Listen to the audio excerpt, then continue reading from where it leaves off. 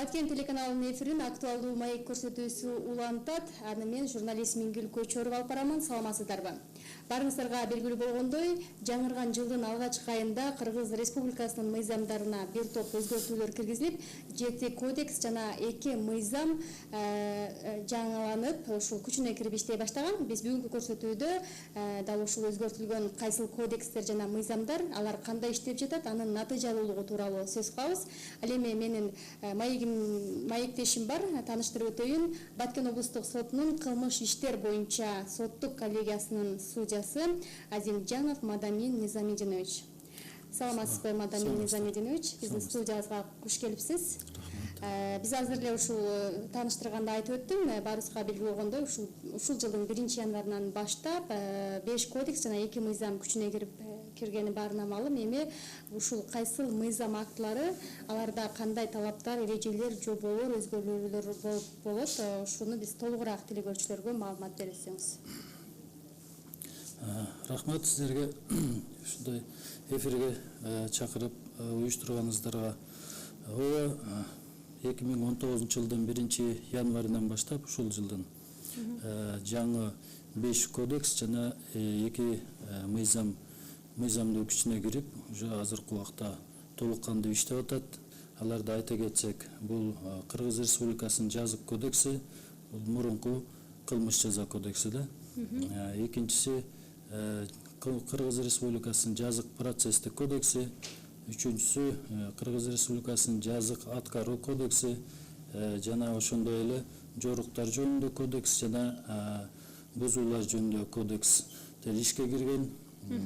Андан тышкары пробация жөнүндө мыйзам жана мунапус берүүнүн негиздери жана анын колдонуу тартиби жөнүндө мыйзамдар кабыл алынып, ошол жылдын башынан баштап күчүнө кирген. Эми мүмкүн болсо ар бир кодекске бир кыскача токтолуп кетсеңиз. Мисалы, 1 кодекс бул кандай түрдө ишке ашат, кайсыл учурда колдонулат, ушул боюнча. Рахмат. Биринчи бул жазык кодекси боюнча аябай чоң өзгөрүүлөр болгон. Мунун негизин биз мындай түшүнөбүз. Кыргыз Республикабыз, биздин өлкөбүз эгемендүүлүк алгандан баштап эле ошо 1991 жылдан баштап эл аралык стандарттарда бекитилген жана эл аралык келишимде көрсөтүлгөн ошо стандарттарды, нормаларды кабыл алган биздин мамлекеттеги, биздин өлкөдө ратификацияланган. Ошондуктан ошол нормаларды биздин ички мыйзамдарыбызга имплементация деп коет. Ошол максатында уже башталганда, ошол убактан бери көп өзгөрүүлөр болуп жатат. Ошонун уландысы да бул нерселерчи.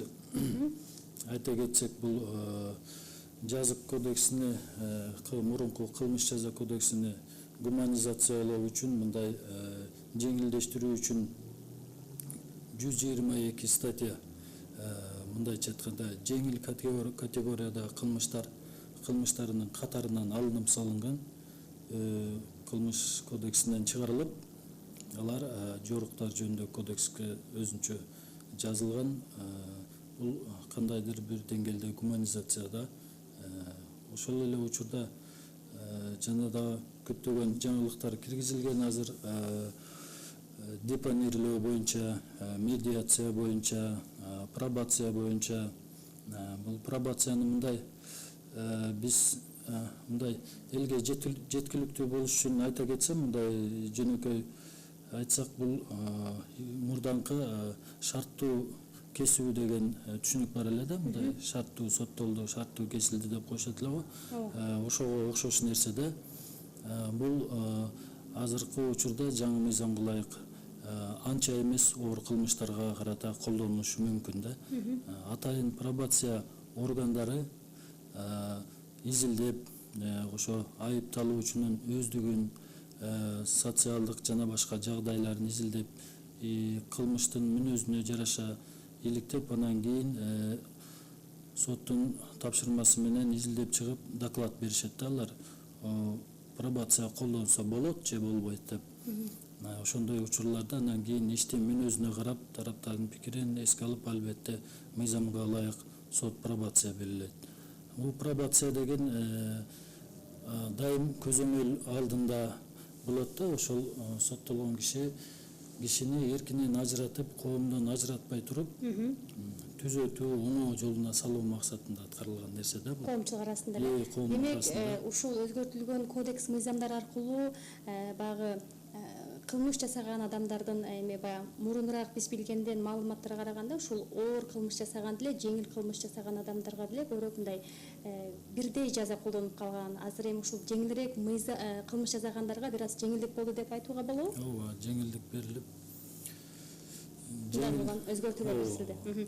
Эми айтсаңыз, ушул ишке кирген мыйзамдар өлкөдө административдик, укуктук, соттук реформаларды жүргүзүүгө өбөлгө түзө алдыбы? Жаңы өзгөрүүлөр менен иштөөгө мамлекеттик органдардын даярдыгы кандай болду? Деги эле ушул мыйзам негизинде жүрүп жаткан акыркы соттук реформа боюнча маалымат берип өтсөңүз. Жалпы соттук реформага албетте бул чоң өбөлгө түз берет. Бул мындайча айтсак, бул негизги бөлүгү деп айтсак болот да. Анткени соттун кызматы деги эле укук коргоо органдарынын кызматы бул мыйзамды колдонуу менен байланышкан да. Ошолор колдонуп аткан мыйзамды именно кабыл алып, жаңы мыйзамдардын ишке киргизилиши бул чоң өбөлгө түз берет. Ал эми органдардын даярдыгы боюнча айта кетсек, негизи айтсам мындай канааттандырарлык деңгээлде деп айта алам. Анан кемчиликтер да болбой койбойт экен, эми анча-мынча кемчиликтер болуп атат. Ал нерсенин үстүндө ар бир нерсени өз убагында жолго салып, көрсөтмө бере турган учурларда көрсөтмө берип, ошондой эле биринчи инстанциядагы соттор менен дагы жана тергөө прокуратура органдары менен дагы биргеликте иш алып баруудабыз. Жакшы, анан ушул реформа дегенде дагы кошумчалай кетсеңиз да, быйыл өлкө башчысы тарабынан аймактарды өнүктүрүү жана санариптештирүү жылы деп аталып атат. Анан ушул соттук баягы системада дагы ушул жаатта дагы бир санариптештирүүдө кандай иштер болуп атат? Кошумчалай кетсеңиз. Бул жагынан жакынкы жылдарда абдан чоң жылыш болду. Азыр өзүңүздөр байкап көрсөңүздөр болот, жөнөкөй жарандар деле процесстер бардык эле учурларда соттордо ачык түрүндө каралат. Кээ бир гана мыйзамда түздөн түз көрсөтүп койгон учурлар деле жабык болот да, калган учурларда ачык эле. Райондук сот, шаардык, областтык жана верховный жогорку соттордун баарын эле байкап көрсөңүздөр, бардык жерде азыр техникалык жабдуулар, аудио фиксация, видео фиксация баары мыйзамга ылайык жакшы деңгээлде жабдылып, азыр уже ишке берилди, иштеп атат уже толук. Жөнөкөй жарандар уже түздөн түз доступ баары азыр өзүнчө сайттагы бар жогорку соттун сот системасынын. Андан тышкары сот кейжи деген сайт бар, программа. Ал жактан ачып көрсөңүздөр болот, кайсыл иштер кайсыл убакта каралып атат, кандай жыйынтыктар чыгып атат деп. Бул ачык айкын болуш максатында түзүлгөн да, прозрачность деп ушундай жөнөкөй граждандар көрө алат. Жакшы. Бул өлкө боюнча ишке ашып атат, санариптештирүү программасында ишке ашып атат. Эми ушул өзгөрүлгөн мыйзамдардагы жоболор дейт биздин өлкөнүн шартына туура келеби? Укуктук реформаларды жүргүзүүгө шарт түзө алдыбы бүгүнкү күндө? Кошумчалай эле суроо. Шартта туура эле келет. Бизде эми эл аралык жана айтып өттүм, келишимдерди биз кабыл алгандан кийин биз дагы аны аткарышыбыз керек. Кыргызстан артта калбаш керек. Кандай өзгөрүүлөр жүрүп атса, ошого ылайык бизде дагы заманбап өзгөрүүлөр киргизилип, ишке ашырып, биз дагы ошо өнүгүү максатында иш алып барышыбыз керек да. Ооба. Ушул өлкөнүн атайын системасына туура келгендиктен кабыл алынса керек. Бүгүнкү күндө иштеп атат да, 6 ай убакыт болуп калды. Эми бир аз натыйжалуулугуна токтолуп кетсеңиз, кандай натыйжа болуп атат? Анан деги эле ушул эски кодекстер кайсы убакыттан баштап өзүнүн күчүн жоготот? Кошумчасы. Экинчи сурооңуз боюнча айтып коеюн. Эски кодекстер бул мыйзам күчүнө кирген учурдан баштап 2019-жылдын 1-январынан баштап күчүн жоготту. Бирок ал толук эле жоготуп жарабай калды дегенге болбойт. Кээ бир мыйзамда түздөн түз көрсөтүлгөн учурларда эски кодекстердин да нормалары колдонулат. Ал кандай учурлар? Биздин конституцияда дагы бул мыйзамдарда дагы көрсөтүлгөн. Эки закондун жеңили колдонулат. Анткени азыр эски иштер дагы түшүп атат да, былтыркы мурдагы жылкы болгон окуялар жөнүндө иштер дагы түшүп атат. Ошондой учурларда эски кодекс жеңил жагына караса эски кодекс колдонулат. Эгер жаңы кодекс жеңил жагына караган норма болсо, анда жаңы жагы колдонулат да. Жакшы, эми ушул натыйжалууга токтолсоңуз, алты ай убакыт болду. Канчалык баягы эл арасында, коомчулук арасында ар кандай ыраазычылыктар дегендер пайда болуп атат. Ошондуктан бир аз натыйжалууга да токтолуп кетиңиз. Натыйжалуулугу боюнча буюрса жакшы эле деңгээлде иш жүрүп атат. Ал эми кандайдыр бир нааразычылыктар болсо, бул ошол мыйзам менен келишпеген жарандардын өзүнүн түшүнбөшчүлүгүнөн болушу мүмкүн, же болбосо башка объективдүү, субъективдүү себептер болушу мүмкүн. Ал маселе мурун деле болгон. Ал эми бул азыр жаңы мыйзамдардын натыйжалуулугу, ишке ашырылуусу боюнча айтсам, иште толук кандуу колдонулуп, ишке ашырылып атат уже.